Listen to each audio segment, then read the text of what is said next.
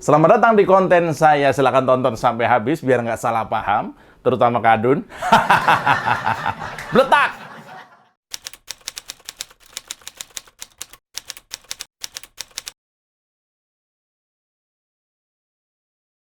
Ya, selalu menarik ya soal isu capres kepagian Anies Baswedan ini. Partai Nasdem ini nekat pasang badan membela Anies Baswedan terkait politik identitas saat Pilkada DKI 2017.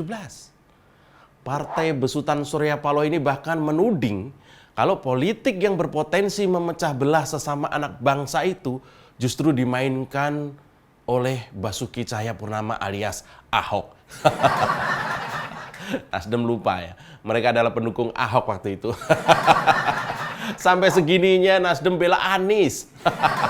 Kemana yang katanya restorasi Indonesia itu? Apakah makna restorasi Indonesia itu memang mau mengangkat setinggi langit pelaku politik identitas menjadi presiden Indonesia?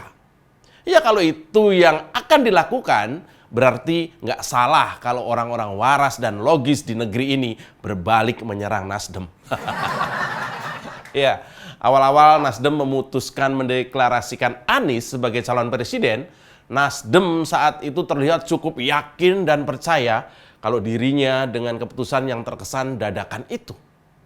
Mereka bahkan nekat mendeklarasikan Anies di tengah momen Indonesia berduka karena tragedi Kanjuruhan, yang tentu saja membuat banyak pihak menyesalkan. Bahkan Surya Paloh saat ditanya kenapa memilih Anies, dia lontarkan balik pertanyaan tersebut dengan sebuah pertanyaan, why now the best? Why? Sekarang ketahuan why-nya kan? Tapi dalam perjalanannya, kenyataannya tidak semudah mimpi. Rintangan demi rintangan bermunculan. Badai yang datang ternyata lebih gede dari perkiraan awal. Ya, Nasdem lumayan terkejut ketika banyak kritikan yang datang usai Nasdem mengusung Anies. Yang terbaru nih, karena efek mendukung Anies ternyata membuat tubuh Nasdem semakin terpecah. Kader senior rame-rame akan hengkang dari Nasdem karena ogah dukung Anies Baswedan. Mereka memilih akan cabut dari parpol itu sebagai respon atas ketidakpuasan terhadap Anies Baswedan yang didapuk menjadi calon presiden Nasdem pada pemilu 2024 mendatang. Publik menilai kader yang memilih cabut dari Nasdem itu salah satunya adalah politisi kawakan Siswono Yudhohusodo yang pernah jadi Cawapres 2004 dan juga pernah jadi Menteri PUPR dan Menteri Transmigrasi ya di era Orde Baru. Selanjutnya ada Enggar Tias Tolukita yang pernah jadi Menteri Perdagangan dalam perombakan Kabinet Kerja Jilid 2. Ya kan? Pada 2016 menggantikan Thomas Lembong di era Presiden Jokowi. Dua-duanya orang berkualitas nih pastinya karena menteri, mantan menteri. Memang isu keluarnya para kader senior itu memang sengaja dirahasiakan oleh Nasdem dengan berbagai pertimbangan. Kira-kira kenapa? Kok pakai dirahasiain segala? Malu ya? Bisa jadi. Pertama, Nasdem saat ini sedang berada di tepi jurang politik menurut saya. Nasdem ingin melakukan dramaturgi bahwa dengan mendukung Anies, seolah-olah seluruh kader Nasdem dari Sabang sampai Merauke solid sepakat mendukung Anies. Dan ternyata itu nggak sepenuhnya benar. Ya, rasa kepercayaan masyarakat pemilih itu mulai memudar pasca Nasdem mendeklarasikan Anies sebagai capres. Masyarakat menganggap Nasdem telah gagal mewujudkan keinginan untuk menyiapkan dan memilih calon pemimpin bangsa seperti yang diharapkan masyarakat terutama. Hasil survei terakhir yang menempatkan Nasdem menjadi partai dengan perolehan suara hanya 4,3%. 4,3%. Membuktikan bahwa Nasdem mulai ditinggalkan pemilihnya. Bahkan berkemungkinan menjadi partai yang tidak terwakilkan di parlemen. Apakah ini kutukan karena mendukung Anies? 4,3, tipis banget. Pelan tapi pasti berbagai survei menyebut Nasdem makin jeblok dan terancam tak lolos ke Senayan. Bahkan lembaga survei kredibel seperti LSI-nya Denny J.A. memprediksi Nasdem akan gagal karena elektabilitas hanya 3,9%. Gurem dong ya. Selamat datang di Oposisi 69 FM bersama saya, Mas Jopray. Sedikit disenggol lapor polisi, padahal doyan nyenggol tanpa basa-basi. Orang ngebanyol, kok disomasi. Oh sial, semua salah Jokowi. Jadi begini ceritanya, bos. Ya, Nasdem ini terlihat tegar. Terlihat masih bisa bertahan karena masih belum terlalu peduli dengan kritikan dari pihak lain.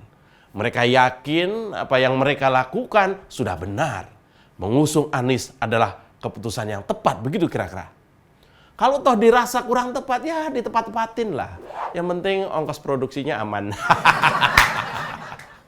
Ya, Nasdem menjadi sedikit down ketika Pak Jokowi mulai menunjukkan tanda-tanda tidak setuju dengan manuver Nasdem. Mulai dari Pak Jokowi yang menolak dipeluk Surya Paloh di acara hari ulang tahun Golkar. Lalu memberi pesan bernada sindiran bahwa jangan terburu-buru dan jangan sembrono mendeklarasikan capres. Nasdem mungkin tidak menyangka Pak Jokowi bisa bersikap seperti itu. Pak Jokowi seolah cuek. Siapa sangka Pak Jokowi yang biasanya kalem, santai, tidak reaktif, jago menahan diri, tidak emosional ya, marahan, baperan, ternyata diam-diam membuat Nasdem terkaget-kaget. Selain itu, Nasdem yang mau mendeklarasikan koalisi dengan PKS dan Demokrat pada tanggal 10 November kemarin malah batal karena berbagai isu. Dan isu ini mencuat karena ada dugaan bandar belum sepakat. Ya gimana bandar mau sepakat ya? Kalau presiden aja ogah merestui. Bahaya kalau sampai ketahuan bandarnya siapa. Nah, sekarang Nasdem seperti kebingungan nih ya. Rasa optimis di awal perlahan mulai berkurang. Diganti dengan rasa pesimis. Nasdem seperti mulai kehilangan daya juang dan daya tempur. Seolah ada perasaan bahwa mereka akan kalah sebelum berperang. Jiper ya. Blunder demi blunder terjadi. Sampai Ahok dibawa-bawa agar keterpilihan Anies naik. Ini kan goblok namanya. Saking pengennya Anies jadi, sampai-sampai masih mainin sisa-sisa kekejaman Pilkada DKI. Masih bawa-bawa nama Ahok yang nggak tahu apa-apa soal Pilpres ini. Dan ini makin menambah keyakinan publik bahwa sebenarnya Anies memang nggak punya aura, nggak punya kredibilitas untuk naik jadi presiden. Bahkan kalau Anies kembali ikut pilkada di Pilgub DKI sekalipun, saya yakin dia bakal kalah sekarang. Ya, siapa yang mau dilobangin 2 kali ya? Ya akhirnya Nasdem sendiri yang mengatakan tidak menjamin Anies bakal mendapatkan tiket untuk menjadi calon presiden di Pilpres 2024. Lah, gimana sih? Nah, yang berikutnya adalah pernyataan Nasdem yang sering bikin blunder. Ya mirip peribahasa senjata makan tuan. Nasdem akhirnya kena getahnya. Politikus senior Partai Nasdem Zulfan Lindan meminta kader Partai Nasdem yang tidak setuju Anies Baswedan menjadi capres bisa keluar dari partai. Nah, omongan itu dilontarkan Oktober 2022. 2 bulan lalu. Apa hasilnya?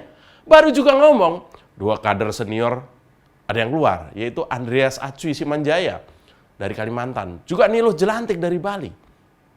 Dan terbaru adalah 2 kader senior yang sangat populer, yaitu Siswono Yudhoyono dan Pak Enggar Tiasto, yang juga dikabarkan keluar. Tapi Nasdem sepertinya laksana kacang lupa kulitnya. Nasdem sangat tidak menghargai jasa dan kontribusi kader senior yang sudah bersusah payah berjuang bersama Nasdem. Lagi-lagi semua gara-gara Anies. Semakin banyak tokoh dan orang penting yang sadar akan ketidakbejusan Anies ketika menjadi capres 2024 nanti. Kayak gini kok figur yang menyatukan. Yang ada Anies ini justru memporak-porandakan. Minimal Partai Nasdem yang sudah merasakan betapa anfaedahnya Anies sebagai capres. Membuat partai-partai merapat? Enggak. Membuat kader-kader partai solid juga enggak. Membuat bohir setor tunai juga enggak. Ini namanya capres anfaedah. Nah, sekarang ada pengamat politik. Namanya Rocky Gerung. Senang saya ini kalau ngomongin Rocky Gerung. Yang justru mempertanyakan kapabilitas dan kemampuan Anies. Kok bisa? Begini, Belum lama ini, Rocky Gerung mencoba menilai kinerja Anies Baswedan sebagai figur yang buruk dan kurang mampu bekerja. Lah kok bisa? Bisakah setidaknya kita menilai bahwa kali ini Rocky Gerung sedang jujur terhadap penilaiannya akan sosoknya Anies? Coba perhatiin nih kutipannya dari Rocky Gerung. Dia bilang begini, Anies buruk, tapi ada yang jauh lebih buruk. Anies kurang mampu, turun merakyat. Ada yang lebih kurang mampu. Itu kata RG, tanpa menyebut siapa yang dianggap lebih buruk daripada Anies. Mungkin dia bingung karena nggak ada. Nah, itu kata Rocky Gerung tanpa basa-basi.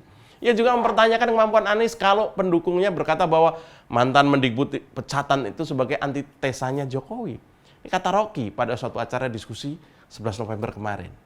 Kinerja buruk sebagai Gubernur DKI Jakarta dan juga kurang mampu merakyat, ditambah status Anies yang kini hanya rakyat biasa dan bukan siapa-siapa.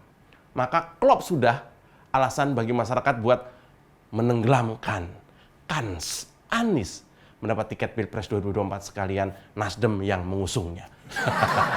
Ini yang terbaru nih ya. Ini yang penting nih. Anies itu kampanye dan bersafari politik di wilayah Ciamis 20 November kemarin. Anies dalam pidato singkatnya memberikan penekanan orasi berkaitan dengan rekomendasi partai pendukung, ganti presiden dan nama presiden barunya. Isu yang ditawarkan Anies ini sangat pragmatis. Anies begitu kebelet untuk menggantikan presiden yang lama. Padahal masih ada umur sekitar 1,5 sampai 2 tahun Presiden Jokowi akan menjabat sampai 2024. Orasi Anies berjudul ganti presiden ini memicu ketidakharmonisan situasi yang menimbulkan salah tafsir. Pertama, Anies akan dituduh sebagai pihak yang memprovokasi kalau presiden lama harus secepatnya diturunkan. Kedua, Anies memberikan asumsi presiden saat ini layak diganti karena banyak kegagalan dalam berbagai bidang.